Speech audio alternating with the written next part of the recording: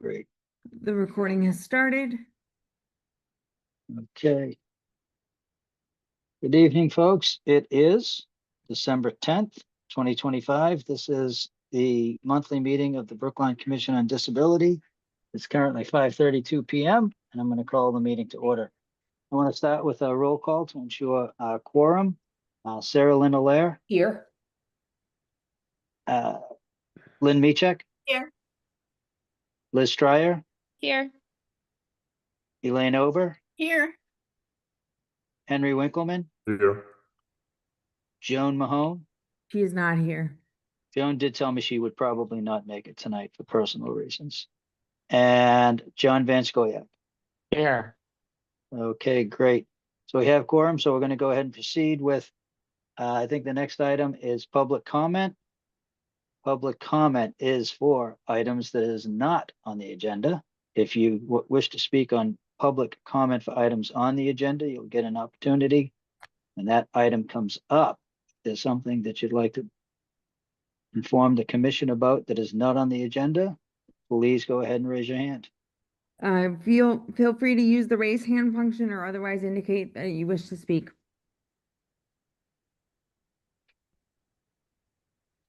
Public comments going once, going twice, going three times. Public comment is hereby closed. Okay.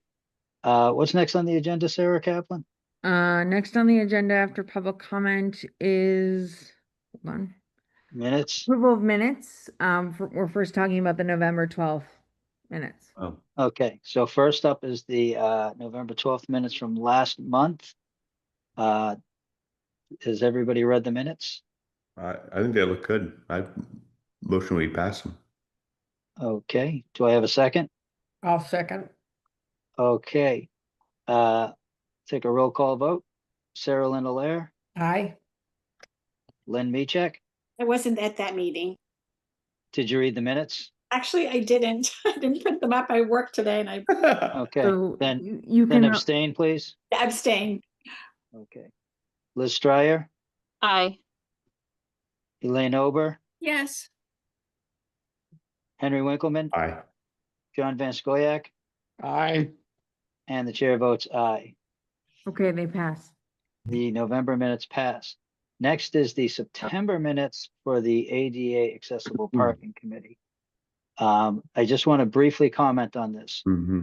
We tabled this because some people said that they weren't at the meeting and they were not comfortable reading it. We asked for clarification from town council, and they said they need members to simply read the minutes. You don't need to be there. You just need to read them and vote. But we need a majority vote to pass them. Okay? Majority So of the if you- whole commission? Yes. Yes. Majority of the whole commission. The majority of the whole commission to pass them. So I ask if you've read them, please vote so that we can move forward with this. So can I get a motion to pass them, please? You can make that motion, Jim. I'll make the motion then. I'll make it if you need. I'm making the motion, so if you want a second, feel free. I'll second it. Okay, so I will go right in order. Sarah Lynn Allaire. Abstain. Okay, Lynn Michek. Lynn, You're on I mean, mute. I believe you're on mute. Mm. Or maybe not. She was. Lynn. Abstain. Okay, Liz Stryer, I read it. I vote aye. Elaine Ober, I read them. I vote aye. Henry Winkleman, Yes. Aye. John Van Scoyac, Aye. and the chair votes aye. Motion passes. Okay, Both what? pass and they will both be posted before the next meeting. Okay, great. What's next on the agenda? This was the next on the agenda is under new business is the Hayes School Safety Improvement Program. Okay, I just want to make a note that I misspelled Hayes. It should be Hayes, not Haynes. okay, And Richard Murphy and Brad. I'm sorry. Berta. Brad Berter is here to speak about, um, Okay, before we do, I just want to let Miss Gilbert know that this is on the agenda for about 25 minutes, and then after that, we're going to take up your item, if that's okay. Absolutely. Thank you for letting me know that. Okay, great. Okay, so with that, uh, and I'm sorry that I don't want to dwell on this too much, but how do you spell the Hayes School? Is it Hayes? yes, Yes. Hayes. Okay, it is. Okay. For some reason, I thought it was Hayes, but that's okay. All right.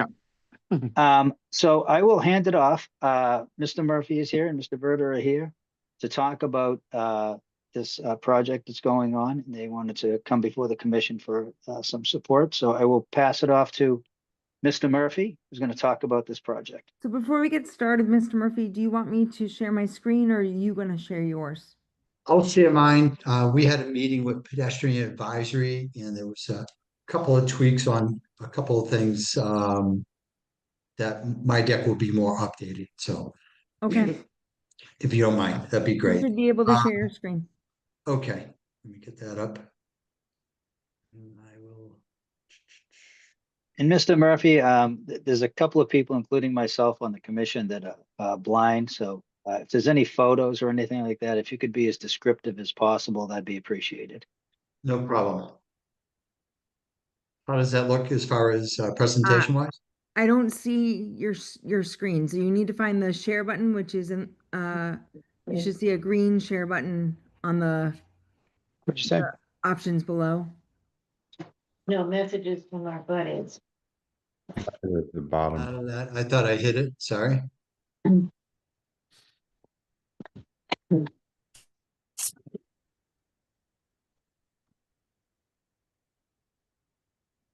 I forgot about one thing. Yes. All right, let me pull that back up. And let me know. I still don't see anything.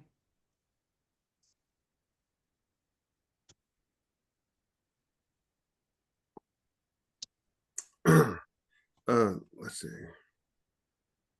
Getting there. Hold on. Yes.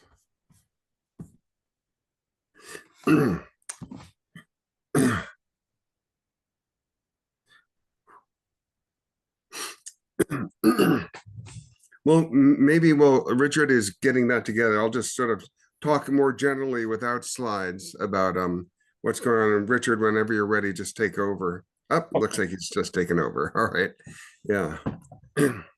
Okay, I just want you to know that what I'm looking at is a white, like, written, there's no picture. So I'm not sure that's what you wanted to share. Is that It's- up? it's It should be up now, White right? And then writing. It's about, it says around the Hayes School neighborhood. Oh, okay. How's that? That's the same. It's the same, it's just bigger. Yeah, but is that the slide? That may be the slide he wants. I don't No, it's know, but that's not what was sent to me, so that's why I'm just Oh, letting. okay. yep, no. I get my selection process. Yeah, so maybe, oh, there you go. There you go. Okay, thank God. We're on a roll. All right. So to Uh, begin with, that's that school over there off Route 9. It's on Elliott Street. Yeah, and the route down, around, which are down for Route 9, right? Yeah, runs Okay. parallel, kind of like runs parallel with Chestnut Hill Avenue Right, okay. in the off neighborhood. Anyways, Richard Murphy, thanks for having me here tonight. I'm a town meeting member in precinct 16 and also a board member with the Transportation Board. And Brad Berta joins me, who started this crusade several months ago, and he presented before the Transportation Board. I think it was either late August or September, Brad, correct me. And Brian Kane tapped me on the shoulder to take what Brad has begun and get more into the weeds of an overall Vision Zero plan for the Hayes School neighborhood here. mainly along Elliott Street. And tonight we just want to present to you what we have for a plan at this point. And if there's any questions, and I'll take it away. So safety issues have been addressed with the Transportation Board, as I mentioned. This plan is shaped around several site visits, discussions, interviews with Hayes School principal, vice principal from the neighborhood, a petition supporting it, over 400 signatures, recreational director, Tim Davis, Safe Routes to School, pedestrian advisory, as I mentioned, crossing guard, and interviews with the special needs. We're still needing to get out to more of the abutters to get them up to speed on this overall master plan, if we want to say. But what we've identified is insignificant crosswalks around Hayes School, parking congestion along Elliott Street, limited parking for abutters, for teachers, staff, and also the recreation center. Limited handicap parking in what I call the Pedoza, and that is the pickup and drop-off zone areas at the school. Elliott Street is posted with 20-mile-an-hour speed limit, naturally for a school zone. Engineering department conducted a speed test, 6,000 vehicles during the course of a time frame in which 50% of those cars exceeded the 20 miles an hour speed limit. So speeding and excessive speeding is an issue for this stretch of roadway. It is a shortcut from Cleveland Circle for those drivers trying to cut around Chestnut Hill traffic at the Route 9 traffic intersection. So this has the tendency of having a lot of non-neighborhood people cutting through, and we're looking to address it. Brookline police accident in the last 4 years have recorded just in front of the school 14 accidents, 2 of which are DUIs, 2 are hit and runs, fortunately not involving a pedestrian or student. But we've come before you and to assure that we have a solid plan going forward, and we appreciate your time and feedback on this plan. So to begin, we're over in front of the Elliott School location on, the recreational center I'm on sorry, are Elliott you trying Street. to show us pictures? Because you haven't moved your slides.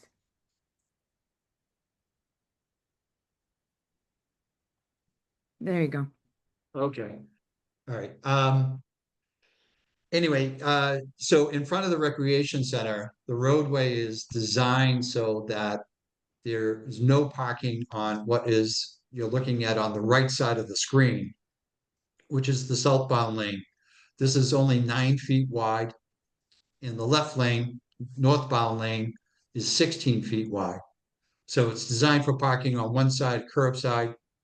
And in this area, they just don't have any roadway markings saying no parking this side on the right side. But probably about 75 feet down and through the entire frontage of the Hayes School, they have no parking signs down there. So we're looking to make sure that we do extend this in order to improve, reinforce, that there's no parking here. And if there was parking, it would be an impact to emergency vehicles trying to get through this area because it would be a bottleneck. And also there's a lot of foot traffic with the students going from the Hayes schools over to the recreational center, and also using the Elliott playground during school hours and after school hours. So in order to provide proper parking, visibility for safety, we're pushing the initiative to make sure that we extend that parking, no parking on the right side here that you see back to Dean Road. And pretty much the width of the roadway is 9 feet along this whole stretch. As I mentioned, the students, we're talking about, there's only 2 crosswalks on Elliott Street, and that's at the traffic light, which sits right in front of the school. Outside of those 2 crosswalks there's no other crosswalks along the entire stretch of Elliott Street. So we think obviously the teachers come over with the students and they cross this piece of the roadway. We need to consider adding a crosswalk in this section. And then there was a determination whether we would have it here or a little bit closer to the school. On the next slide here, you can see that we position It's the same screenshot, but the crosswalk is a little bit closer to the Hay School. The natural tendency is people will try to cut over a little bit sooner as they get to their destination. So simply looking to connect the recreational center to the Hay School with a proper crosswalk down in this area. And Richard, if I could just interject here for a second, and because this is one of this this the need for a crosswalk, which crosses Elliott Street, as Richard was saying, directly across to the recreational center, which is also the Hayes, which is also Warren Field and the Elliott Playground. It's this giant draw for kids. There's 400 families over at the Hayes School, and many more children come to play over at this this field and playground complex. And it's also one of the and of course all the neighborhood kids go there, including two of the families abutting my house on Elliott Street have children with who are neurodivergent and are the parents. And I was hoping they could come tonight, but they to talk to you folks, but couldn't make it on so close to dinner time, frankly. But it was but they're very worried about, one child has autism, another one has Down syndromes, and we're all very concerned that children have a safe way to cross over to these playground and the fields that are such a a huge draw. So that's why these crosswalks are so key for us. And one other thing that we're going to try to petition also is that if it's possible, and they are expensive, as far as $60,000-$70,000, but the RFB signal crossing that we have out on Chestnut Hill Avenue, seeing if we can include that at both ends of the school zone. One is in front of the recreational center, and then I'll move on to the next slide, which is at the other end, where it's close to the vehicle drop-off, pickup and drop-off zone, the Pedoza, as I mentioned. We're looking to add a crosswalk down here, which right now there's nothing. We need to probably adjust the curbing as it comes across. You can see on the left here, but we want to install a crosswalk here. Parents who live around the corner on Loveland Road basically report that the students just simply cut right across, no rhyme or reason. They don't go all the way down to where the traffic lights are and the crosswalks are. So the crosswalk is probably 300 to 400 feet further down on Elliott Street. This is an overview of the school area. We call it the safety zone. This is Elliott Street, the main strip going through, and then one of the main exit roads is Acres Ave, heading to the top of the screen. But along Elliott, we're looking towards the engineering to plot a few speed humps along Elliott to address the speed issues, the crosswalks that we mentioned, and basically some sign refreshment. A lot of the signs are worn, saying no parking this side or do not enter. This is a bus stop loading zone. So you'll see me talk about Pedoza, and as I mentioned, this is the pickup drop-off zone area, all right? And we have a few of these in the plan as far as currently at the school, but we're going to try to address those areas and make improvements. One of the big constraints is congestion and parking in front of the school. We feel like this adds additional hazards, hides students, pedestrians crossing the roadway. There's a major playground with Elliott Playground, as we mentioned. So we're trying to address, and the principal was on board with this, is how can we expand the parking in the rear of the Hay School in order to accommodate all the staff needs, with the idea there's about 15 or 20 cars of teachers who have to park out on Elliott and in the Pedoza in the drop-off pickup zone in the front of the school. So Kevin Johnson, Tim Davis, myself, we're looking at this parking lot here. We think by extending the head-on parking by 5 to 6 feet, that would be able to increase the amount of cars. So that would look like this. If this is on the screen, you'll see the blue area is the current parking area, and the green is what would be the extended area to increase the head-on parking, therefore allowing parallel parking behind them. And this would increase the parking from currently from 42 cars to roughly 65 cars. We would be able to add 1 or 2 more handicap spots. Right now, there's currently 3 spots for handicap vehicles in the rear parking lot. 1 for every 25 is the state regulations, but we would probably be able to go whatever number that we feel we need. But I would think 4 to 5 parking spots would be sufficient for staff needs, and we could verify that as we get closer to this success of this part of the plan with the school principal knowing the staff needs and everything. This is a pedozer in the back of the school on Reservoir Road. Currently, students do get dropped off there as their parents hit Route 9 to head to work. We think we should have like a 1 or 2 car designated park right at the back entrance to the teacher's parking area. And then the handicap parking up front. When I first looked at this, I thought it was unusual. And as I kept on looking at this, I feel that it's unusual. So currently there's two handicap parking in front of the Hayes School. It's head-on parking. It has a 5-foot buffer in the middle. Current habits are, the area altogether is 32 feet wide by 18 feet deep. But what happens with this particular spot, the special need caravans who service the special needs students, they will park here, which is fine, but 3 of them will park here. And then I've been told on reports with interviews of those drivers that sometimes they also have to park on the grass to the right where you see the red X. So definitely not function the way it's intended.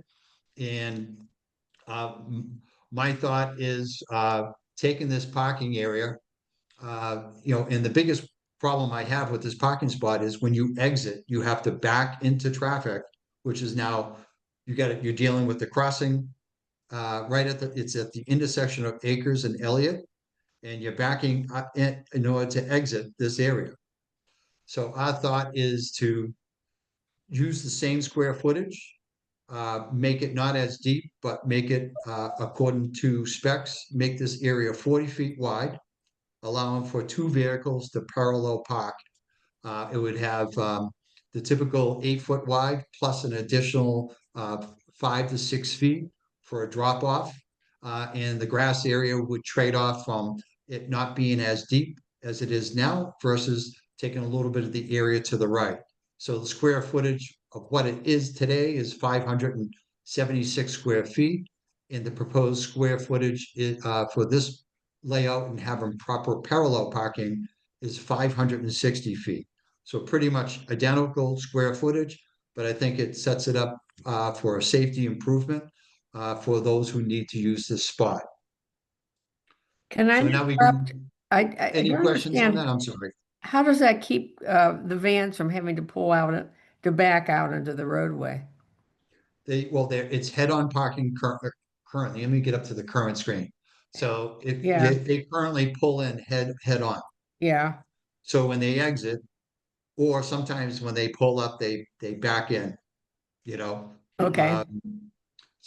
But 3 caravans will use this spot for what is meant for 2 handicap vehicles, Right. So I think the intent is, let's obviously want it to be used properly. How can we avoid backing out into traffic? Right. And that's why I'm recommending that parallel parking is extending the parking area to the right, but reducing it in the rear so the grass area really doesn't change. And a person would parallel park as if they're parking against the curb. Okay. And just to Okay. be clear, so then they would be able to, when they go to drive away, they would be able to pull straight out like they're driving down the street. They would, yeah, they would turn from out of this parking spot onto Elliott Street. This is off Elliott Street. It's almost, you'd be like parallel parking versus head-on parking. Okay, I just have, oh, sorry, it's Lynn. Richard, Yeah. quick question. Sure. If the vehicles for the students to exit the handicap vehicle, I'm not sure if they're in wheelchairs or what their special needs are. If they're parallel parking, they wouldn't want to have them exit onto the road, so they'd have to exit to the right where the HP parking signs are in the grass. Yeah, So it would have, and they currently do that now. The ones who pull in, they can't get off on the grass side. They literally park to the perimeter so they can get 3 caravans in here. So they're not using it properly, so it's not the best example, but by making it parallel parking, it's going to force them to only park 2 vehicles here, which is the intent.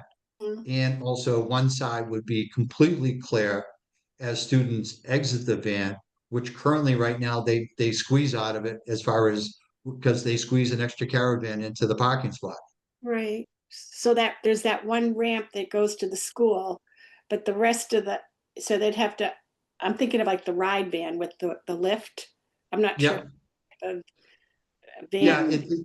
right now the depth of it would be 14 feet deep. So you figure you're going to have 8 feet for a car or a van, and then you have additional 6 feet of landing to work with.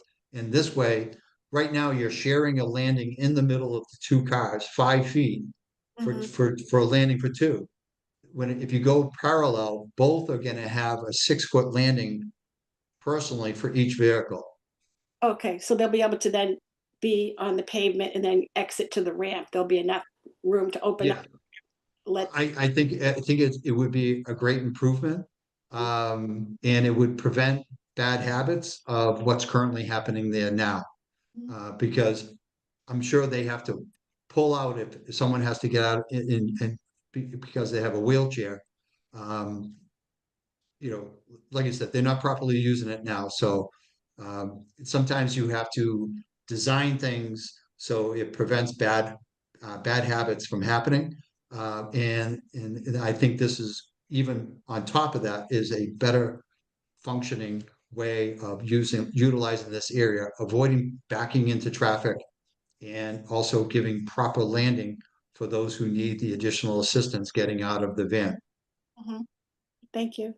No okay, problem. Any other questions on this? no, Okay. All right. So the vehicle, the vehicle drop-off zone, currently, this is an overhead shot of it. And it currently operates counterclockwise.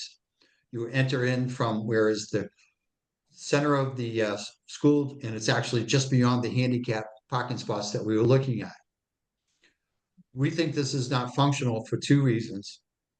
A, as cars come into this area, the school entrance is behind you on your right. So everyone is looking to pull over to the curb right away. And it creates somewhat of a bottleneck moving into this area because everyone immediately pulls over. Our suggestion is we want to reverse the flow coming into this parking area and basically have it look like this. So they would have to come in to the Can I right of just the screen that interrupt? you're What is a seeing. pudoza? That is a pickup drop-off zone area. Okay. Yeah, little acronym I created. So, so this is the pedoza for cops. All right, and we're strongly suggesting by going counterclockwise. And again, we're going to solve the problem with getting teachers parking in the rear of the school, as we talked about on a few slides ago. So now the parking in this drop-off zone will not be allowed during school hours. So as parents are coming in to drop off students, they will be able to use both sides of this drop-off area, allowing a better flow. They're coming from the far end and they're working their way towards the entrance. It'll minimize backup. And then in this area, we would designate at least 2 spots for drop-off for special needs. You can see highlighted in yellow. That's right at the closest, and it's literally probably 25 feet from where the handicap parking spots that we were talking about before. We think this is a more functional setup, and it creates a better flow as far as drop-offs and pickups of students. Any questions on this? No, So the street that they come in on the right side there is at the corner of Elliott and Elliott Crescent. So Elliott Street and Elliott Crescent. All right. And Elliott Crescent is a one-way street and everything, but the signage and everything sometimes is difficult to read, and people have actually gone up Elliott Crescent the wrong way. So we just looking to emphasize by placing signs right at the mouth of the exit area of the Elliott Crescent as it comes down towards this pickup area and also Elliott Street. So we were asking in order to help with the changes of the traffic flow of the pickup area, we would have one-way signs, but also have some painting on the roadway to help direct the traffic. As you can see, you would turn off Elliott Street and you would turn right into this drop-off area. Now, the mouth of this area is 34 feet wide. It currently doesn't have a double solid line. We would just simply have a double solid line for those cars who are coming down from Elliott Crescent and they're exiting onto Elliott Street in a simple division of the roadway. So this is a view of coming down Elliott Crescent and kind of like how it would look as far as coming up to Elliott Street. The Pedoza, the pickup drop-off zone area for buses only. Currently, the signs here, it's more of a sign issue, but the signs are worn. You can barely read them. We're looking to update the signs and kind of emphasize school bus only. This area kind of gets violated a lot, and we're looking to basically kind of emphasize. Now, this square footage of this drop-off area compared to the vehicle drop-off area is literally 5 times smaller. So this is an overhead view of the two drop-off areas. So the bus only area is on the left, and the vehicle only, no buses allowed. You can see the size difference between the two drop-off areas. The vehicle areas, no one should be using the bus only drop-off zone unless you're on a bus. And we just don't want vehicles clashing with the school bus during drop-off times. So this is just a clear distinction between the two.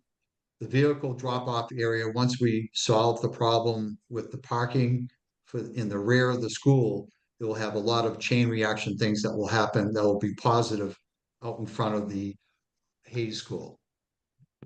Now, I mentioned the recreation center at first when we were talking about a crosswalk down by the recreation center. And a lot of the congestion that happens down there because there's not enough parking in the Elliott playground. All right. So this is the front left parking lot next to the cafeteria at the Hayes School. All right. And it's kind of a makeshift parking lot. It's just kind of a wide driveway and people park on either side. It currently holds approximately 12 cars. What we want to be able to do with this is expand the parking onto the lawn a little bit from what you can see where that red line is an approximation. This will allow us to take the parking from 12 to approximately 24 cars, where you have proper head-on parking. Now, what we want to be able to do with this, keep in mind, we're taking care of all the school parking in the rear of the school. So they don't have a need or won't have a need for this section. What we want to be able to do with majority of this parking is to let the recreation department utilize the 6 vans that they have constantly parked over in their parking lot by the Elliott Playground. They also have staff people who work in the building who need parking and everything. So what will this do? This will free up about 12 parking spaces that are always tied up every day over at the Elliott School playground. Because we're going to provide parking here for the recreational vehicles and staff. Now, the Hayes School also uses the recreational vans on special trips. So the principal is on board with this. He thinks it makes sense. And again, the key success to this is being successful with the rear parking lot. And that's the bulk of our plan. So a quick Okay. overview is we're looking to install no parking on Elliott Street, down in front of the recreational department. We're looking to add a crosswalk at the recreational center and then at the opposite end of the Hay School over by Elliott Crescent. We're looking to add, about 3 speed humps along Elliott Street, probably one by the recreational center, one in front of the school approximately, and then one down by Lover Lane Road. Engineering department's going to figure out exactly where they need to go. Increase the parking in the rear of the school, make sure that we have the pickup drop-off zone areas identified, reverse the traffic flow in the front right pickup area, and then basically increase the parking in the rear of the school, and along with the parking in the front left. And then obviously addressing the handicap spot out front. And that's what we have. Okay. Are there any questions from the commission members? Yeah, Yes. I Okay, do. please, Sarah Lynn, go ahead. When you planned that parking area for the caravans, did you consult with the transportation department on it? You mean the recreation department with the, No, transportation. No, transportation. I mean, they should know the regulations as to size and placement and that sort of thing. let me get to that one. I have the regs on it. Okay. Well, Yeah. we don't need to see the slide. Just let us know. Did you Well, it's nice to see the consult slide with them too. and you know what you're doing? Yeah, I know what I'm doing, but also I did converse with engineering as far as looking at the overall plan. Okay, great. But overall plan, but this issue in particular? We still contemplating as far as the overall plan, but that's what I'm I looking just would for. like to know that this is according to the federal rules. And who was the head of transportation before the department? The guy that moved to Worcester? Oh, Todd Todd Corain. Green. Yeah, Yeah. Todd Crane. Yeah, And he Amy knew Ingles was. he knew Yeah. all the regulations from the federal Yeah. government and state government. And I just would like to know that someone like him has looked at this and said that this So, is Sarah appropriate. Lynn, the person who took over Todd's position is no longer with the town. It's recently open. So, but there are obviously people in transportation who would know how to answer this question. Yeah, that's what I'd like to know, that they have looked at this and said this is according to federal rules and so forth. And this is going to work. Yeah. Okay, No, and this then, falls within Brookline zoning. So the Brookline needs 20 linear feet per car. And then for accessible vans, it needs to be 8 feet wide, which is I have on the right underneath the picture. And it has to have at least a 5-foot width minimum for van accessibility space. Okay. So My right other now, question, then I'm going to move to the playground area. Okay. And that is, what about the handicap parking in that area? for For the the fields, the for playground Elliot, and fields and stuff. yeah, well, we're not addressing the parking lot inside of the rec center, Elliott Playground, but I know they have 2 handicap spots in there, which I could bring up on Google, but No, don't. it's not part of this project, but Yeah. I think they're well established and, you shouldn't have any issues there. So the ones you're going to address, is there a need for, should there be a handicap spot there? For Elliott Playground? Yeah, the Yeah, ones. There You're in- are, there's a couple There's of two, them yeah. already right by the entrance. Not to the to the sort of side entrance that's midway just below the tennis courts.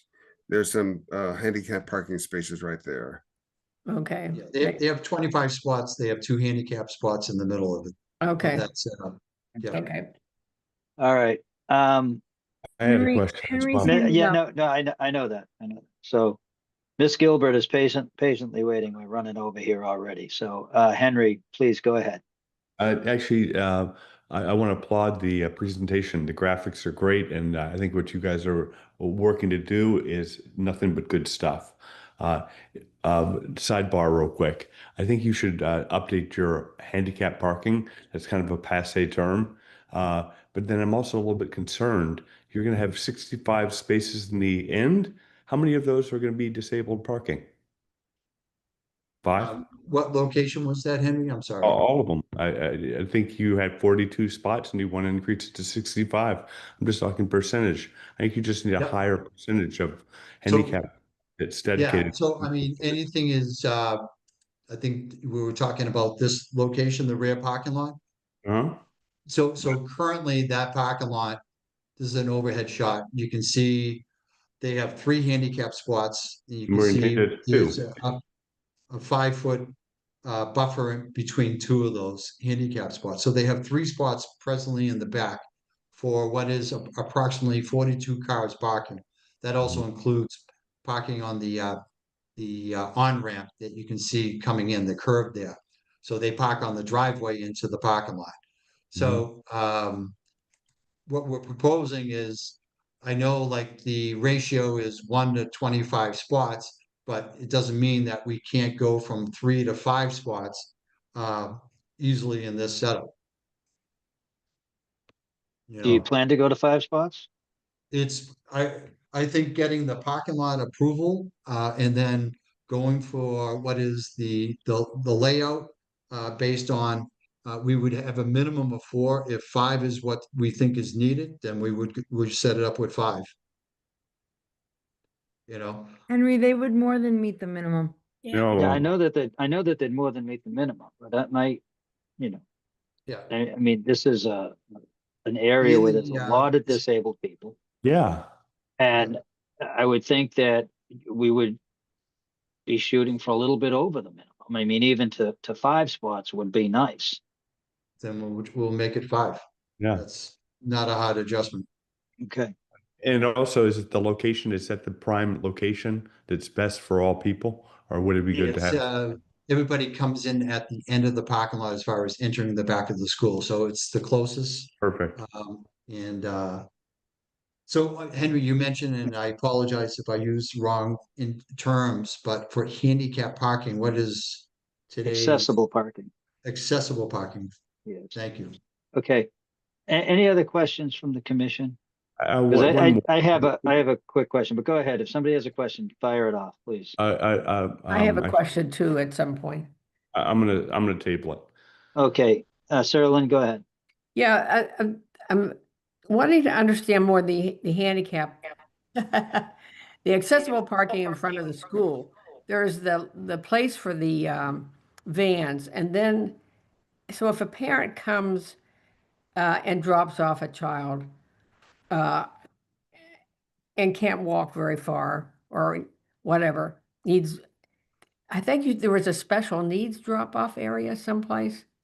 Is that Right right? now, this is the only designated accessible parking, right, Henry? As far as for the whole school. Other than that, those 3 Wow. accessible parkings in the rear of the school, these are the only 2. There's nothing in the uh, vehicle drop-off section. I thought there was an area, it was outlined in yellow, that was special needs drop-off or something? Um, I don't remember. No? yeah, yeah, right now I don't think, no. So if a parent drove a child to school and needed to, you know, would they be able to, say the child was in a wheelchair, in the Yeah. drop-off area, would it be a way for that child to get into the school? A curb cut or Right whatever? now, they would be no different than anybody else coming in with it, dropping off their kids. So that's why we were wanting to identify a section that is the closest to the school. And in this shot here, I'm not sure if you can see my cursor, right? Yeah. But the handicap parking we're talking about that's out front is right here. So coming into this drop-off area, if a parent is dropping off a kid, that Uh-huh. we would have an accessible parking drop-off section designated for at least 2 cars to basically have priority as far as being the closest to the entrance to the front of the school. Yeah, which is at the Which bottom is, of the screen, right? yeah, bottom left would be you would head towards the front door. Okay, okay, yeah, that sounds good, yeah. Okay. Yeah.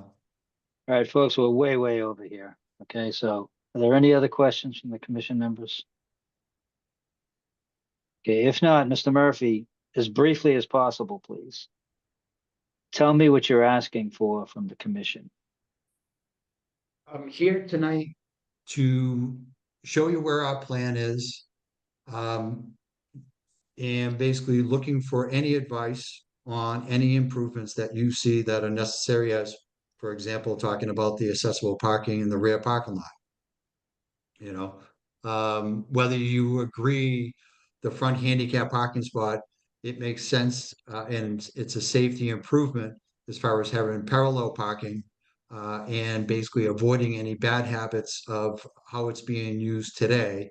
And then designating, 2 accessible drop-off spots in the normal student drop-off area that, the one I have on the screen. Yeah, Those are like kind of like the 3 primary things. Obviously, a crosswalk makes total sense. I'm just hoping that the accessible parking locations I've identified, and also I may not have called it out, but I have it also 2 additional handicap parkings in the parking lot next to the cafeteria, which is the okay, front yeah, left, which right Yeah. now they don't have anything designated there. yeah, So I've tried So- to identify where we need accessible parking. It's just, in my opinion, the one that's out front is not a great setup, and I think it has safety concerns. Okay, Lynn, are you so, satisfied with that one that's out front? Then you're on mute. And yeah, I think you addressed it, Richard, that if the handicap vehicles do parallel parking, if they had to open a ramp to let a child out that was in a wheelchair, that there was enough space to open the ramp for the child to safely exit on the pavement and then go up that ramp in the middle. Yep. It And- actually end up being more than what there is today. okay. All right, so then with that, Jim, I just want to let you know that there are 3 members of the public here, so if you want to open to public comment, we should let them know.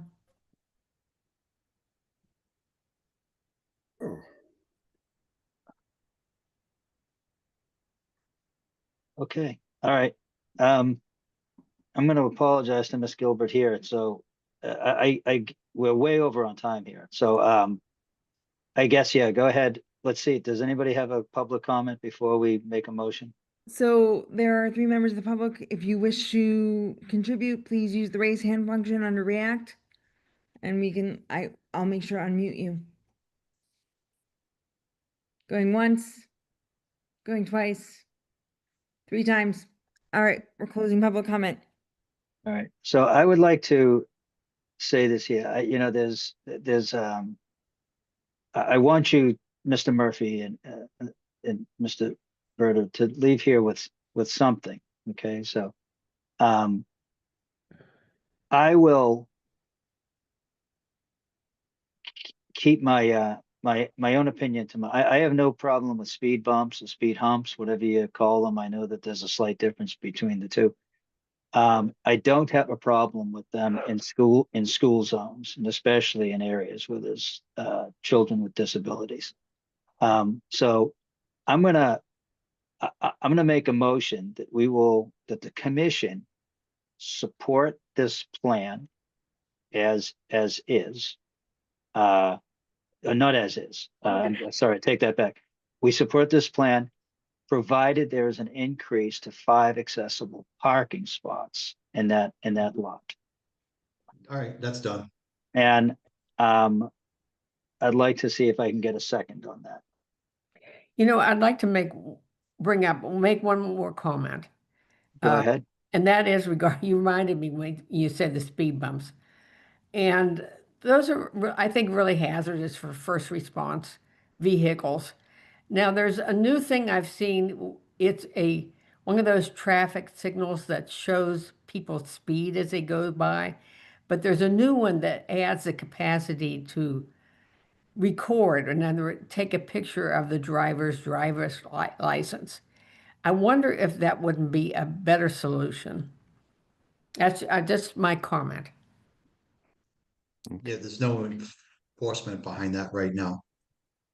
They can take a picture of the I'll second license, the but, you know, I, I What think was that? ultimately cameras are a long-term solution to a lot of bad behavior out there. But, but right now, speed humps are the things. We're about to install 34 speed humps around the entire Runkle School neighborhood. It's Come just so April. bad for first responders. I don't see how they put up with it. Yeah.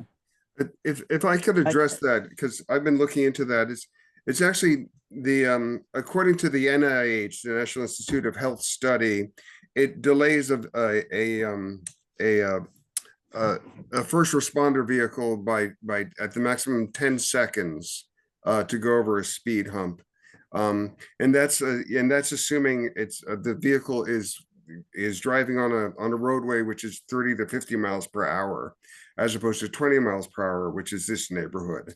So I don't think I think that it's not going to have as large an impact on this emergency response But if vehicle. they're first responders, they're going fast. They're not going at 20 miles an hour. Yeah, even if they're going 50 miles in a 20-mile zone, it will delay them by 10 seconds per speed hump. And also in talking to the fire chief, we got a project up on Chestnut Hill Avenue, and that's the main artery for which they would use an emergency vehicle going to other neighborhoods. So as far as coming down to specifically where there's about 50 houses on Elliott Street, it's a low risk as far as having the speed humps if we're concerned about emergency vehicles getting there.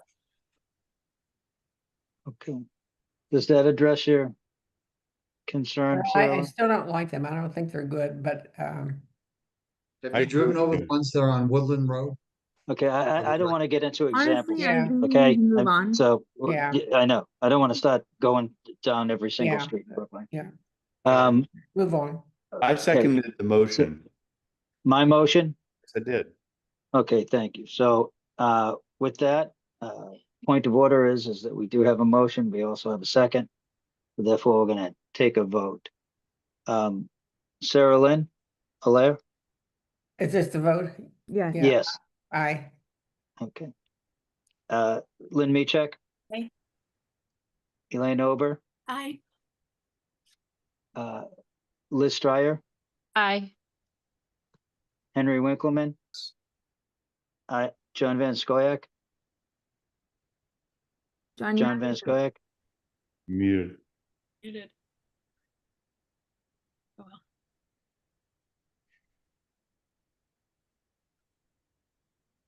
Well, we don't need him to pass. no, but we do need him to vote. No, we need him to vote. He's a member. Oh, here he comes. Come.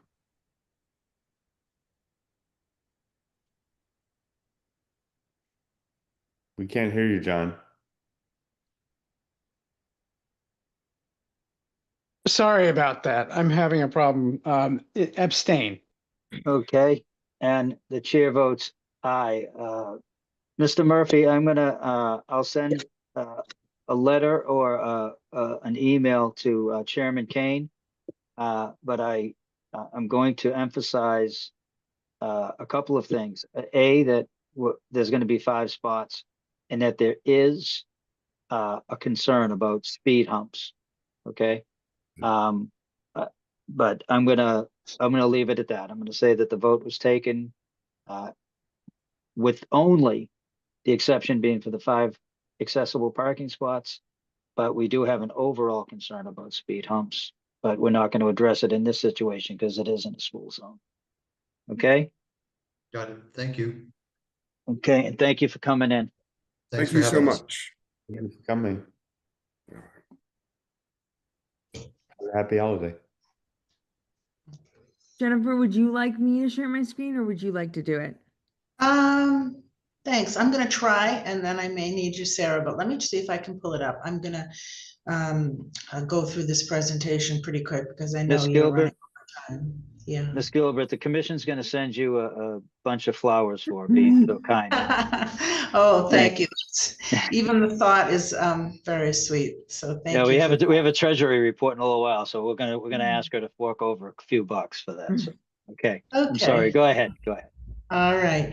So with me this evening is Ben Stone. He is the executive director of the Brookline Housing Authority.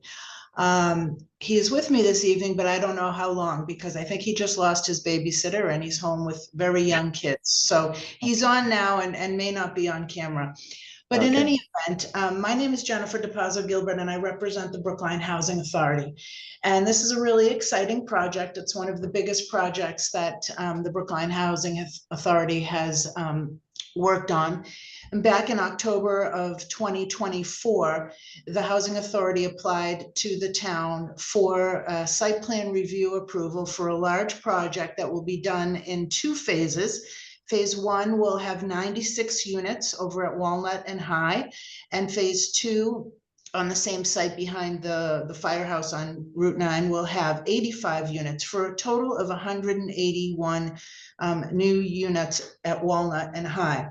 Now, the reason why we're here this evening is to ask you to vote to support the removal of 3 public shade trees on Juniper Street, which will allow the Housing Authority to make the sidewalks on Juniper Street for the phase 1 of this project accessible. And back a couple of years ago, we had Tom Brady, the former town arborist, on site, who agreed that those existing public shade trees had reached life expectancy and could not survive with the proposed construction that was approved in December of 2024 by the town's planning board. We did receive site plan approval. Now, the process to remove any public shade tree is a state statutory process. It requires a posting a notice on the particular trees.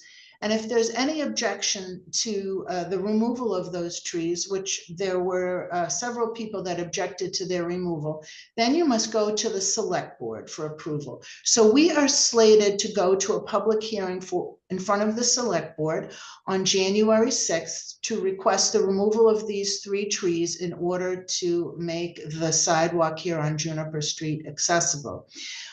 So Tom Brady viewed this, and then the acting town arborist, Peter Jutras, and the current town arborist, along with Millie Pradhan, the newer conservation director, I believe is her title.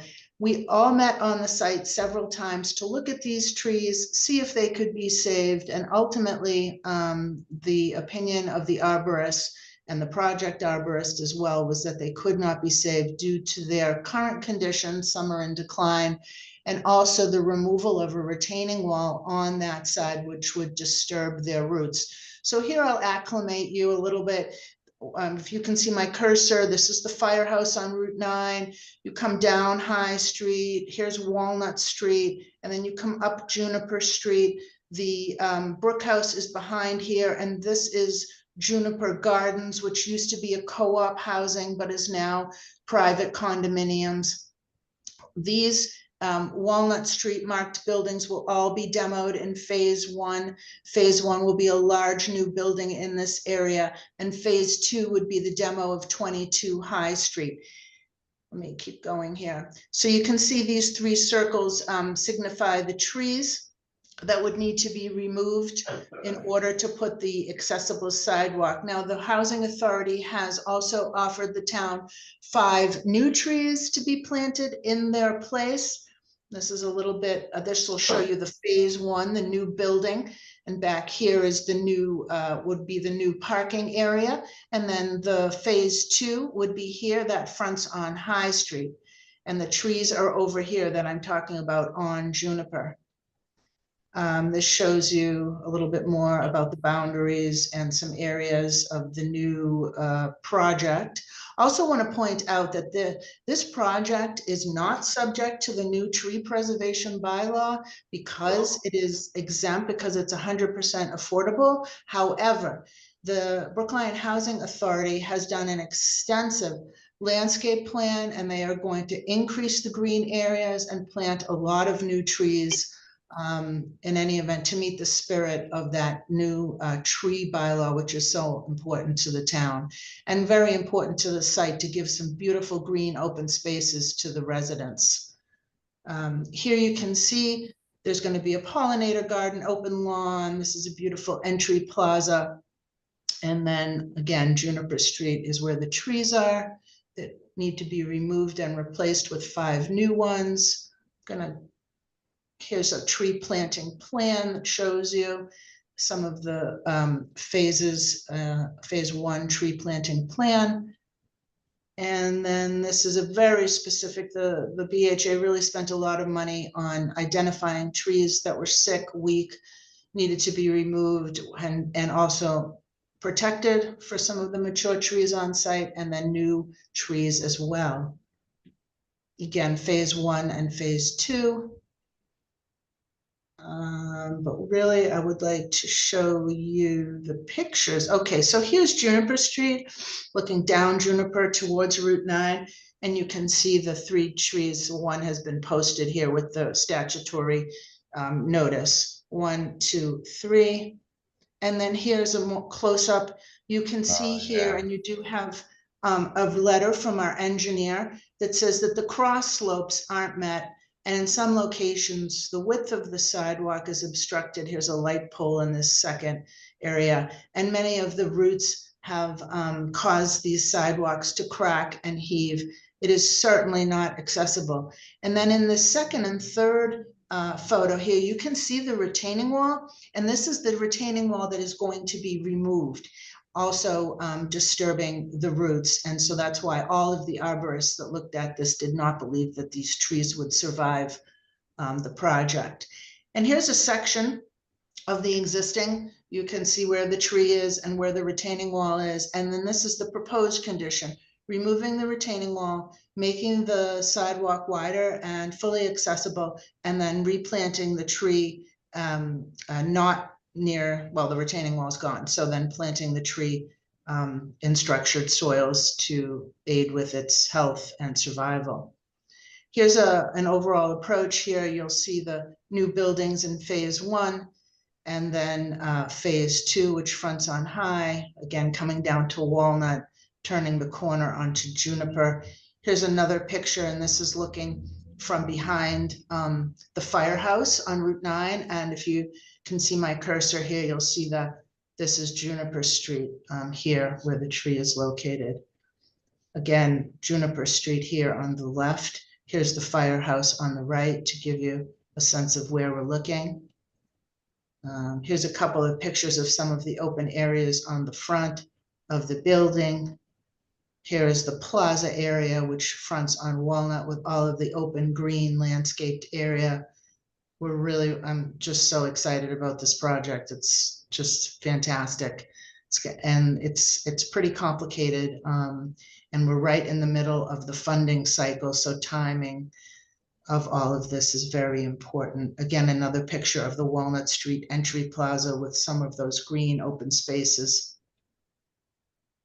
This is a picture at the corner of Walnut. This is High Street here coming down, and then you go Walnut. Here's a picture looking down High Street, across the street to the old bank, and 10 Brookline Place West, the Dana-Farber building. Another picture of some of the green areas.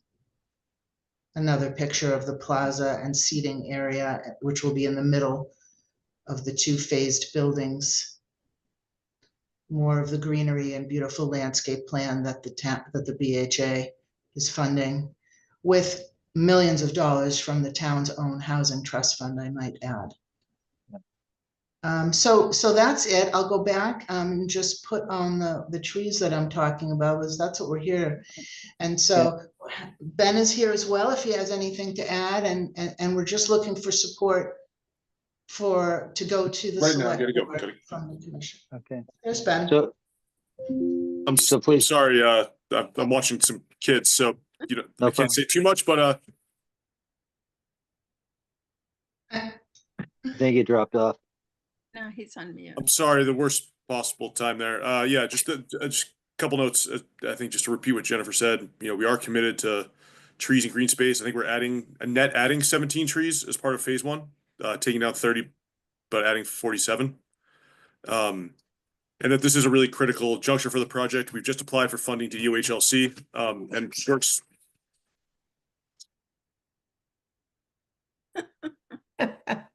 Life as a parent of young Yeah. kiddos.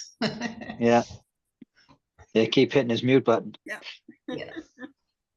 Well, Ben, thank you. Don't worry. Yeah. I'll try to field the questions if I can. Okay, so Ms. Gilbert, can I just ask, I was looking at over the documents that you sent, and I'm sorry, that was Ben Stone, is that his last name? Yes, Ben Right, Stone is sorry. the executive director. Oh, no, I locked So- them out. oh, that, okay, so, no, but Mr. Stone, you just mentioned, what was that, the overall tree, removal and replacement? It was total of 30 for the total project, or the replacement of 47, is that correct? This is for phase one. Phase one, we're still seeking funding. Yeah. Jennifer presented the 2-phase plan, but that's the second phase will not be for several years, even Okay. at best. But focusing on just phase one, which is what affects these 3 trees, the Yeah. plan is to take down 30, but plant 47 for a net Okay. gain of 17. But just to be clear for the commission, the only thing we're really focused on here today is these 3, is that correct? These 3, removing these 3, Yeah. and then the BHA has offered, and DPW has accepted, 5 will be given for public shade trees, which can all fit on Juniper Street. Well, 5 Okay. units. Okay, great. Yeah. And, okay, so that clarifies that for me, because I was reading the documents and I knew that there was a few more trees being removed and replaced. And Ms. Gilbert, if you don't mind, just very briefly, as quickly as you can, and maybe everybody else knows this and I don't, what is the new bylaw on the tree preservation that you Yes, discussed? the town enacted a tree preservation bylaw, which requires any developer to replace the trees that are going to be removed from a site, caliper for caliper, or make a payment if they can't replace them caliper for caliper. Exempt from that bylaw is any project that is 100% affordable. Yeah. That is this project. However, the BHA wants to comply with the spirit and intent, so has done an extensive tree planting and landscape plan, and will increase the open green spaces for its residents. But it doesn't meet the caliper by caliper that the bylaw requires, but they've done more Understood. than they have to. Yeah. Understood. Okay, thank you. Okay, any questions from commission members? Actually, I want to make a comment. I Go really ahead. applaud everything that's being done by the BHA, and I think that losing these 3 trees and getting 5 back, it's a win-win. Absolutely. Anybody else? I raised my hand. Okay, let me see if there's any commission members first, Sarah. Okay. Any commission members? If not, I'm going to move on to Sarah Kaplan, the ADA coordinator. Please go ahead. I know that this isn't part of this discussion, but it matters to, I think, the commission overall. How many accessible units are going to be in these new buildings? So I believe in this first phase, there are 5, is that right, Ben? Of the 96 in the first phase, there'll be 5 fully accessible units, but it's all being designed to universal visitability standards, and all the common areas will be fully accessible. So those 5 units, are those all 1 bedrooms? I can confirm after this. I believe it's a mix, because Okay. what they're replacing is not, there's one 4-bedroom, I believe that it's a mix, because one of the units being taken down is a 4-bedroom accessible unit, and we'd be replacing that. But I can- Okay. I'm just interested in understanding like how many people with disabilities would be benefiting from like taking these trees out and having a fully accessible sidewalk. So it just would be good for my office, I think, to know like how many units we're looking at and how many people could possibly live in those units. Yeah, let's get some more can- detail to you on that, Sarah. And also want to point out that this pathway leads to a public Town of Brookline little playground. Yes, So it even does. people Juniper playground. trying to get to the playground would benefit from it. Yeah, I recently did a walkthrough of Juniper when I was doing the transition plan, and I think I walked down Juniper and was like, this sidewalk is not good. So I in general, I think that a replacement of 5 trees for 3 trees, and given that all of these trees are buckling the sidewalk and or providing like an extensive obstruction, it's something that the commission should really consider. Sarah, No, I think there are state regulations as to the number and type of or accessible units in buildings, especially new buildings. No, I understand all of that. It's just, it's Yeah. good for my office to know, and it's good Yeah. for the commission to know. Yeah. Okay. No, thank you for bringing that up, Sarah Kaplan. And Ms. Gilbert, and Mr. Stone, if you can keep us informed as this project continues. Sure. But I gotta tell you, well, no, I'm not gonna say that because then I'm gonna get in trouble. But I am all for accessible sidewalks. And the town made a commitment a while back that we're gonna have all of our sidewalks move towards ProAg compliance.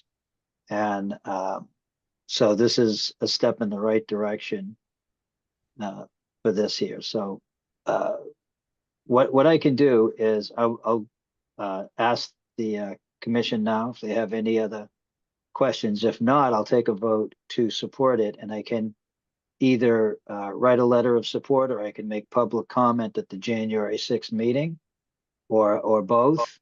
But I will ask the commission for their permission on that before I do that. So that will be my motion. I second it. Sorry, Jim, I just want to remind you that there are members of the public. We just might want to open to public comment. Okay, but don't we open a public comment after a motion in a second anyways? Typically you would do public comment before a vote. Oh, really? Mhm. Well, I'm sorry for being out of sync here, but I will open it to public comment. Public comment is now open on this issue. Please feel free to use the raise hand function if you're interested in making a comment. Going once, going twice, 3 times. Okay, I don't see any movement. Okay, so I will go to Sarah Lynn Allaire. I will vote aye only if they plant at least one walnut tree and several juniper bushes on the property. I'll put that in the letter. Okay, Lynn Meachek. Lynn, Lynn?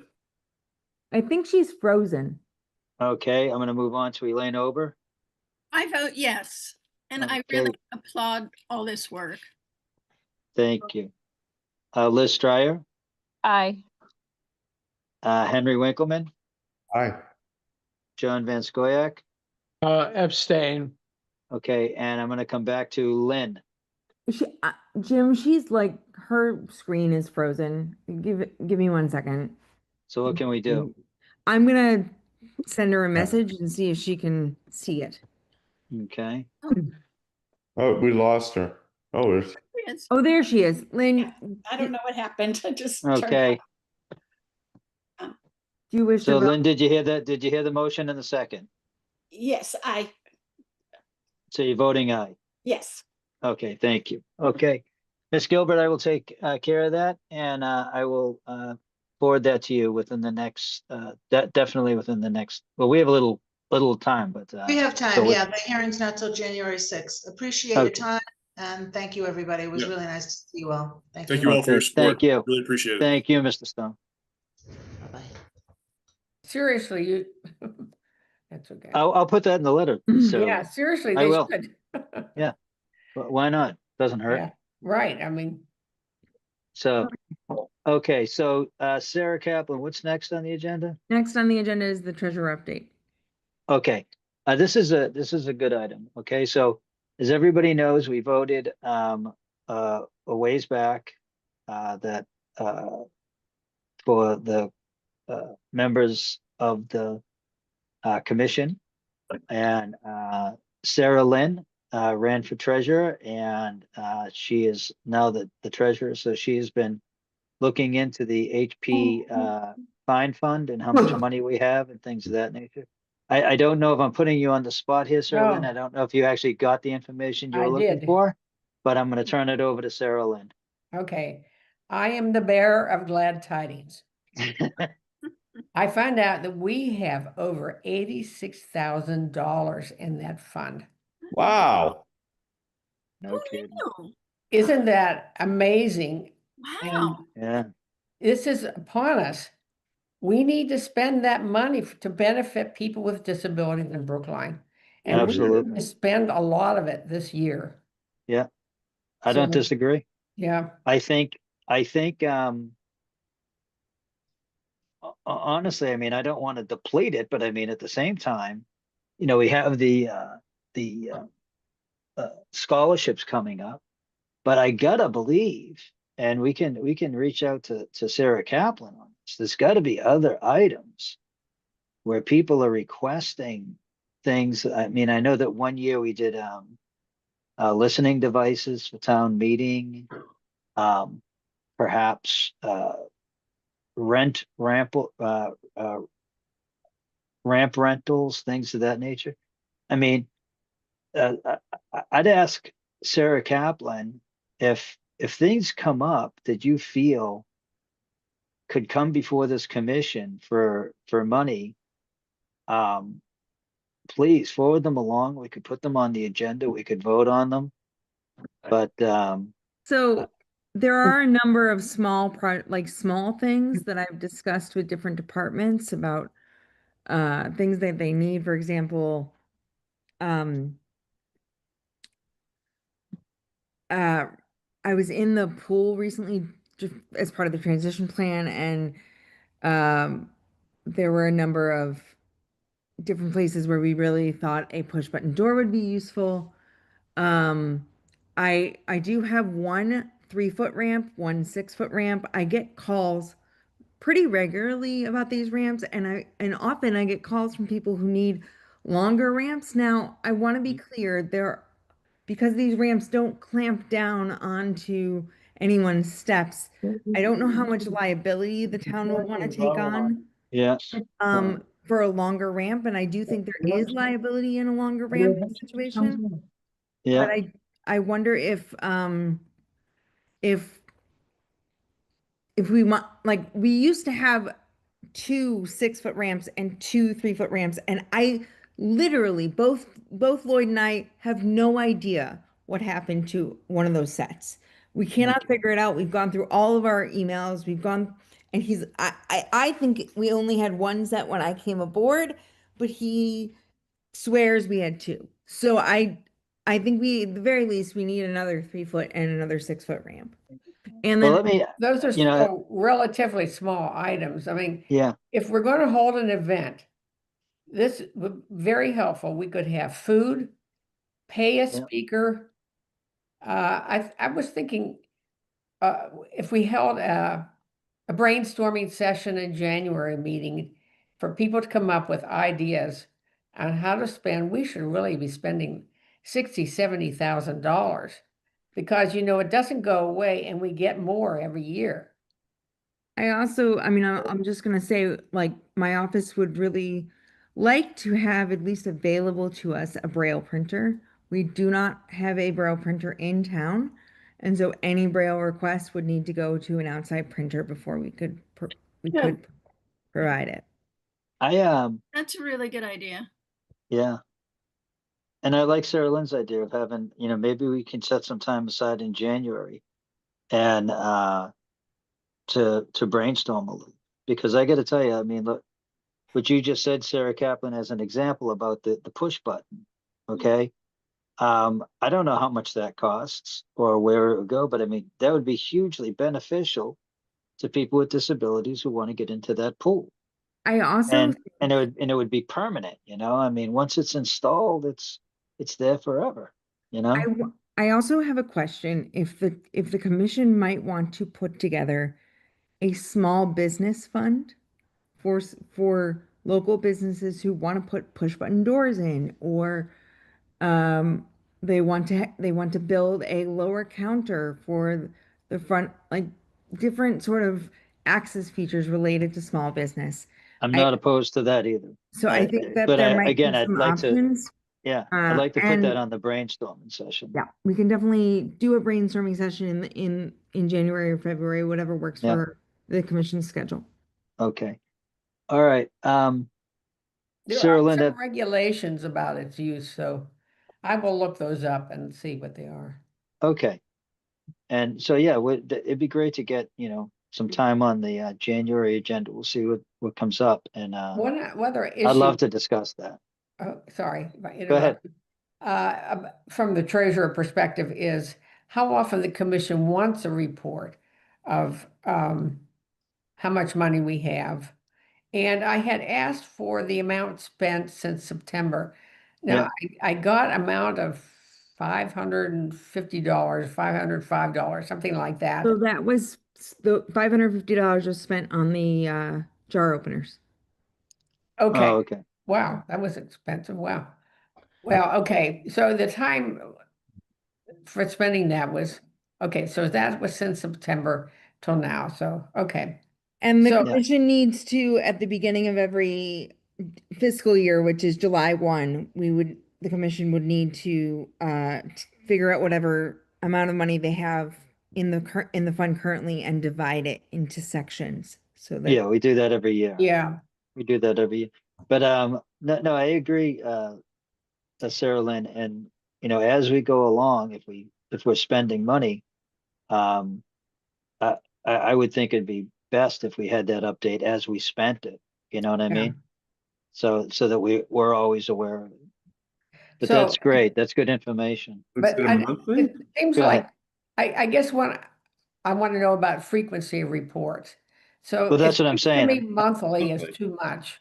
Oh, No, I don't want it monthly, but What about you know, quarterly or I would biannually? say quarterly. I would say quarterly. Quarterly? Yes, but at the same time, I don't want to be a pest. I know. But I would like to know as we're spending it, you know. I just don't want to be in the position where all of a sudden, no, there's only $50 left. You know? Well, it doesn't seem there's any danger of that. Yeah, I know, but still. I worry a lot, so man, that's my pastime now, worrying. Okay. Yeah. All right. But thank you so much, Sarah Lynn. I really appreciate you well, looking into that. You don't think biannually would do? Twice a year? I think it would if we had the updates along the way, you know, that we're spending. I think biannually would be fine. Okay. You know, we could put it in. All right. Okay. Yeah. Okay, terrific. All right, thank you so much for looking into that, Sarah Lynn. That's a real eye opener, believe me. Yeah. It's something, it's valuable that's creating a treasurer position. Yeah. Okay. I'm sorry, Sarah Kaplan, what's next on the agenda? Next on the agenda is the update on variance application for 1026 Commonwealth Ave. Okay, this will be very brief. Somebody filed an appeal to that. I don't know who. And that's been put off for a public hearing until April 6th. That was the gentleman who wants to open the Korean restaurant at 1026. And I don't know what happened, but somebody asked for an appeal. It was appealed to April 6th. That gentleman, Dan Chow, that was here, submitted a bunch of new documents, and the AAB agreed to take a look at it again on December 15th. So Oh. I'm going to attend that meeting on December 15th and find out what what is happening. Maybe, like I said, I don't know who filed the appeal, but maybe that person agreed that they would withdraw their appeal if he submitted new documents. I really don't know. So I have to, I'm going to attend that meeting on the 15th to find out what actually has happened. But long story short, it's still an active variance at this point. And then the other thing, the other variance, as you all know, the other variance that we're supposed to be reviewing was actually pulled, and they've found a way to comply with 521 CMR, so they're just going to go ahead and comply. So that's what happened with that other variance. Okay. And that's it on the variance update. What do we have next? Next, we're into updates. So Transportation Board liaison update first. Nancy is here. Hi, everyone. Okay. Nancy, I want to start by apologizing that for the past few meetings, we've had our meetings on the same day as the transportation. Well, you didn't change yours. I Oh, okay. mentioned it to the transportation board meeting because it used to be that you were the second Wednesday and we were the third Wednesday. And Yeah. it just seemed like the transportation board was changing their meetings. And so at the last meeting, I requested that they make an effort not to overlap with these meetings. The Transportation Board is not meeting in December, so we won't be meeting till January, and it's not, I don't think, it's on a different date. I'm pretty sure it's on a different date. I don't have anything specific. I did want to mention the bridle path, and Jim's on that committee as well. It's a little frustrating for me because I feel like they're not, they made a presentation, the committee met, I don't know, was it Jim, September? It was very, Yep. like, and then the committee hasn't met again. There's no, input from the architect or whoever it is who's working on this. I think the plan was to have committee meetings in maybe January, February, and March. Given all of the issues that are going to be raised with respect to this bridle path, the removal of parking spaces, on one of the plans, they want to remove the right turn lane from Beacon Street onto Harvard Street at Coolidge Corner.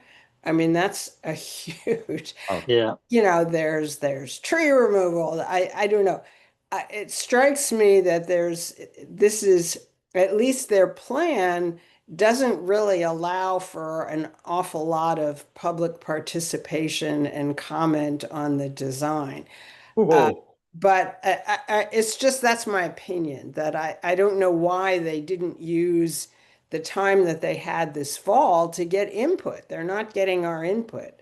Now, maybe I'm being unfair here, but I do want to suggest that when, Jim obviously will know when our committee, this Bridle Path Committee, Design Review Committee is going to be meeting. And I just urge everyone who can to pay attention.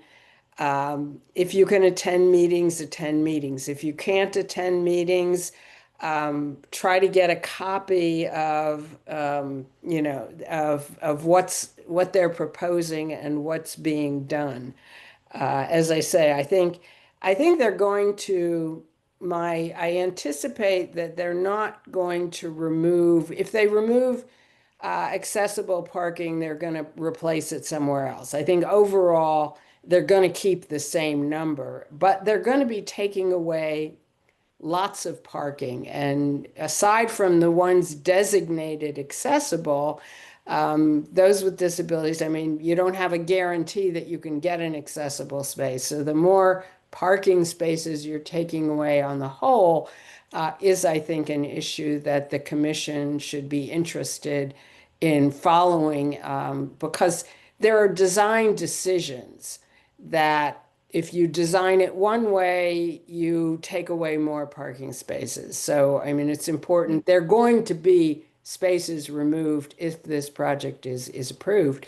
but there are different design choices that have an impact on the number of spaces and other issues I think that you would be interested in. So I hope everyone, to the extent possible, and of course Jim can report once we've had meetings, he can come back and report on what's happening. But do follow it once it gets started again in January. Okay. Well, thank you, Nancy. That's a And does very anyone good. have anything they want me to bring back to the Transportation Board? Well, I just am concerned about the accessible parking. And they tend to put it on side streets instead of along, and where it needs to be is at the train stops. And that's where a bunch of it, some of it is now, but that's where it needs to be. It shouldn't be put off on side streets. Yeah, Yeah. I will make I'm sure Jim will make a note of that as well, that when Yeah. that comes up, that's a good Yeah. point. The other For thing sure. is, in terms of the quantity, Yeah. I know Myra Burloff made a big point of this years ago. And she wanted them to consider the whole parking area along the tracks as a parking lot and put in the number of spaces required, maybe on the street too. And there was a lot of objection at that time to doing that, but that's the way it needs to be done. And then, That's a and as Jim said, we needed to fight for additional parking beyond what's that's a legally required. that's a legitimate Caroline, argument. you repeat what you said? I didn't quite understand. Were you saying that the little sublots along the tracks Yep, those become are, their own private parking lot? yep. And maybe the ones on the street too, maybe there's a block and Yeah. all the parking spots should be considered a lot and the Yeah. number of spaces there be put. And use that as your baseline of Yeah, yeah. yeah. No, understood. Well, we'll talk about that in a second because that's a good point. And I'll bring that up in a few minutes. I'll bring it up Okay. again. Okay. Okay, Nancy, thank you. Thank you, Uh, Nancy. You're welcome. And what's Good to you. what's next, Sarah Kaplan? Select board liaison update. Okay. Mr. Hey. Van Scoyac, Thanks, Jim. anything we should And know? yeah, not really anything urgent. I did want to say a couple of things quickly. Forgive me for the struggle I was having with sort of making myself present at the meeting earlier. Turns out I've got an issue with this phone that if I've got a headset plugged in, nobody can hear me. But I do want to say that the issues that you discussed tonight were interesting to me, and I wanted to explain why I abstain. I'm going to abstain as a general practice because most of these issues, and if not all of them, will probably come to the select board at some point. And, I want to be open-minded and listen to other groups that weigh in along the way and not get myself locked into a position until such time as the select board takes up, some of the issues that you guys have been reviewing. So I hope that's okay with everyone, that, I'll be abstaining pretty much universally on issues that come before the board. The commission, excuse me. And the other thing I wanted to say is that the issues in particular that you discussed tonight, it was a little unclear to me whether what was being brought to you in terms of the plan for, various changes to the Heath School area were coming as a petition. I wasn't sure who the petitioner was, and I didn't know if it had the backing of, for example, the Heath School officials, especially, the Heath School principal, or whether it had been previously reviewed by the Transportation Department, the DPW. It just wasn't clear to me who's petitioning for all of these changes to crosswalks and parking, and the addition of some added parking behind the school. it wasn't clear to me that the school department had reviewed that, or the school committee had reviewed that, or the neighborhood had reviewed that.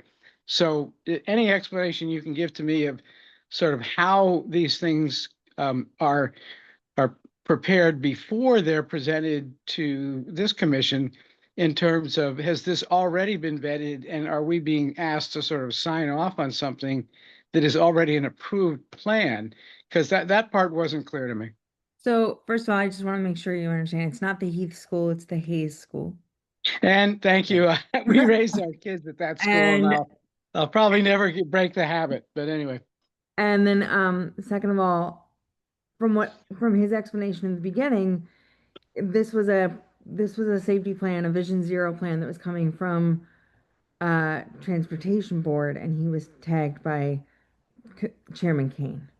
Yeah, and that, not Murphy, but the other gentleman, what's his last name? Verder, I think. Brad Verder. Yeah, Verder, yeah, he was the one that started drawing up the plans. Yeah. And they, and coming up with the ideas, and so they were presenting it to us. Actually, maybe we can ask Nancy. Nancy, have they presented this to the Transportation Board yet? Nancy left. Oh, okay. In the Oh, chat. that's too bad. Yeah. Yeah. So, because I was under the impression that it has not gone to the Transportation Board yet. That Mr. Verder was putting this plan together at the request of the Transportation Board, but it hasn't been finalized. And then he also mentioned that they are working on setting up a meeting for abutters. Yeah.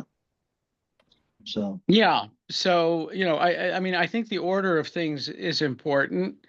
And I'm sure we'll get answers to all of these questions eventually, but if in fact what happened as a result of tonight's vote is that the next board that is presented this plan is told that this is what the Commission on Disability wants us to do, I don't know whether, it's what the school department wants us to do. I don't know whether it's what the transportation department wants us to do. And I found it a little bit kind of confusing as to exactly why it was coming before the Commission on Disability without a clear request from the transportation department or the school department to make any of these changes. Well, I'm not concerned about, I hope that, I'm not concerned that they're going to dump this and say, oh, this is what the Brookline Commission on Disability wants. We're just supporting the plan as presented to us. That's what the vote was. Yeah. I almost think we supported the concept. I don't think we didn't go through carefully and evaluate all the options, all the plans, but I think we were approving the concept, the overall. I agree. Which, as I understand it, was basically in terms of the disabled parking, accessible parking. Thank you for that correction earlier in the meeting. It was largely focused on 3 spaces that are front-in spaces become 2 spaces that are parallel park spaces. So originally those spaces were like, they're only legally 2 spaces, but they've been jamming 3 cars in. Yeah, okay. That's what he said. He wants to. So they want to reconfigure it so that can't happen. And instead they would be used parallel, which is the way that they should be. And then being used right now. He wanted to add 2 accessible spots to the drop-off lane. And he wanted to add 5 accessible spots behind the school. And there were already 3 accessible spots, but he wanted to add at least 2 more. Yeah. Okay. Well, John, I Yeah. see your concern that it didn't seem very official. And I didn't know what these people's background were and being able to determine the design of accessible parking spaces and so forth. I understand. I feel the same way. I understand your concern, but I thought that it was worth it to take the vote, because some of this stuff, the speed humps, the signs, making repainting the lines. I mean, I was a little bit confused on why that was even before the commission. Well, That has I nothing, was that has too. nothing to do with us. I'm glad You I'm know, not the only one that was confused. Yeah, I mean, I Yeah. was a little confused about that portion of it because that has absolutely nothing to do with us. We can't, that's a lot of that stuff can be done by the transportation board on their own, Yeah. Yeah. you know? So I agree with you on that, but I felt like we were kind of focused on the accessible parking, and that's why we increased the number. We asked for the increase in the Yeah. number, and we're supporting the change in the head-in parking and the parallel parking. But no, I understand what you're saying, John. I do. Yeah. Okay. Okay. And yeah, thanks for hearing me out on that. But that among other reasons is why I, abstained on that vote. And in general, we'll be abstaining on most of the votes that come before this commission. So Yeah. Okay. Smart Well, man. thank you. There's just one thing Okay. I wanted to ask John, which select board members are up for reelection this year? funny that you should ask. Me. You? Oh, really? Well, I there are heard there were two. There are two seats up, and mine is one, and Paul Warren is the other. But he announced in September that he is not seeking reelection. So, Oh, right, Okay. yeah. And Yeah, John, just to be clear, you are seeking re-election. Well, as a matter of fact, just today I was asked that question by Brookline.news, and I've asked them to let people know that yes, I in fact will be seeking reelection, but the announcement's going to come in January, not quite yet. Okay. Then we'll be quiet. I got it. No, it's out there, and I No. want it to be out there just in case anybody is in doubt. But at the same Yeah. time, I feel like this is not the best time of year to be, rushing into the formal announcement. So Yeah. that'll come No, I later. understand. That'll come later. Thank you. I'm sorry, Sarah Lynn, were you going to say something? Well, I got a message from an Amanda Zimmerman who is I did too. I got who's that too. running for a select board member. Yeah. And it's early because I think their papers are not due to March, right? Yes. Yeah, that's the final Do you know of deadline. anybody else? But I might be a biased source, but it will not shock you that I spent a fair amount of time in conversation about that very subject. The general feeling at this point, and that's all it is that there's no one else yet who has who is ready to do what Amanda did, which is to get into the contest officially and to say, it's real. Yeah. I'm gonna run. Yeah. Right. Okay. Okay. Okay. Thank you. All right. Sarah Kaplan, what's up next? The ADA coordinator update. ADA coordinator update. I heard there's good news on the horizon. There is good news. Please go ahead. I'm really happy to report that we got the MOD grant, guys. Yay! Well done, Sarah.